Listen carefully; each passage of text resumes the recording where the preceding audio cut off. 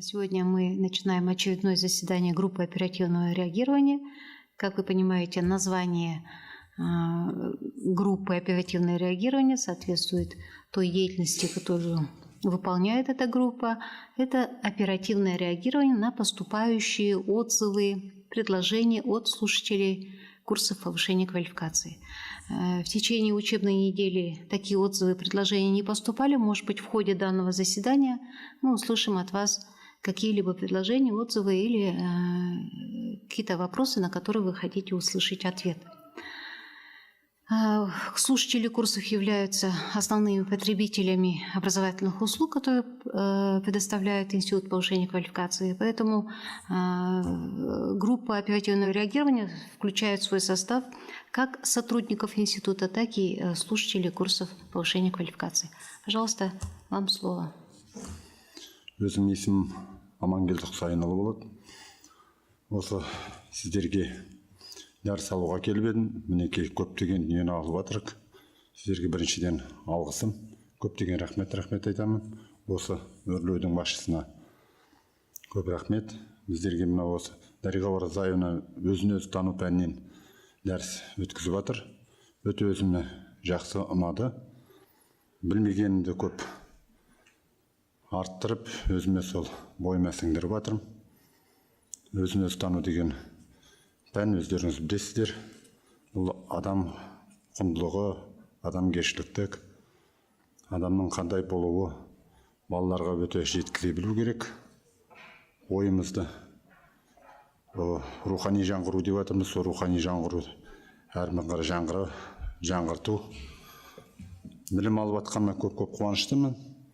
Әлі дәрім осындай дәрісті әлде алып беруге дайынбыз.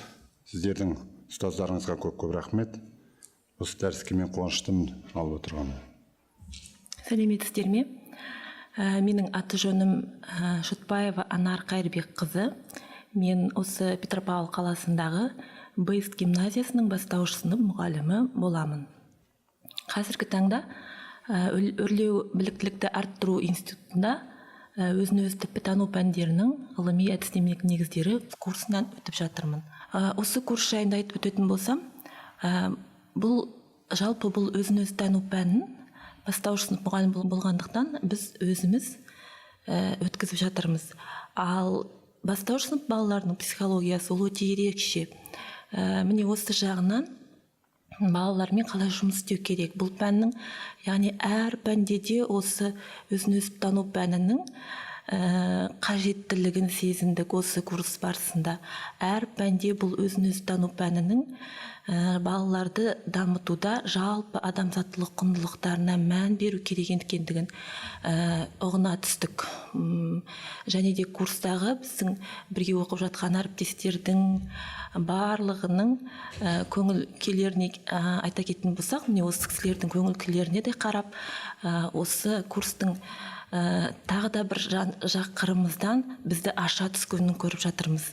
Өрлеу біліктілікті арттыру институтының басшылығына рахметімізді айтамыз. Осы алып жатқан теориялық білімімізді кешегі күні біз Назарбаев зияткерлік мектептерінде өткен семинарда практикалық жағынан көре түсіп, өзіміз де осыған қатыса отырып, көп өзімізге мағлұмат алдық деп айта аламын.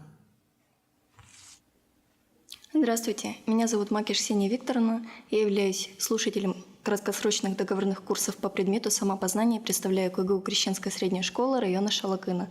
В первую очередь бы хотелось поблагодарить руководство НСПК «Орлеу» и нашего куратора Даулетову Даригу Оразалевну за организацию данных курсов. У нас проходят занимательные и интересные лекции, которые доступны для нашего восприятия. В нашей аудитории царит дружеская и благоприятная атмосфера. Нас учат видеть главное, душу ребенка, раскрывать ее. Мы учимся истинам, любви, праведному поведению, которые так нам нужны в повседневной жизни.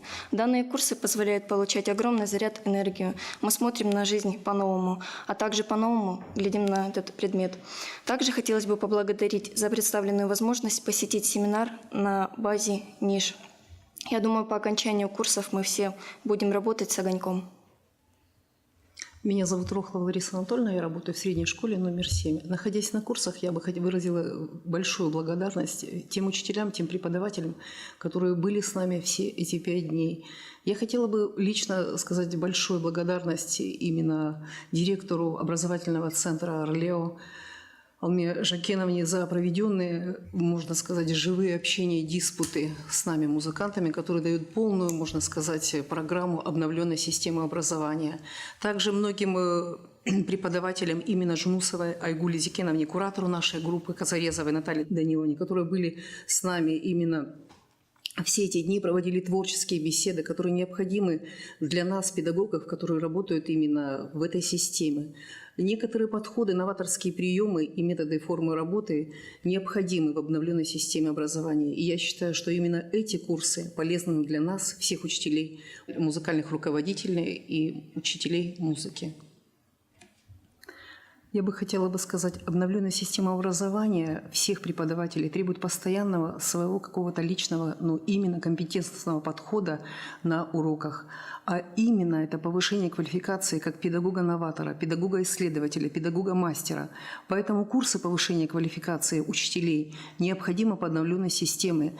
И через каждые 3 года, когда мы повышаем эту квалификацию, я считаю, что это является золотым зерном нашего собственной самореализации учителя.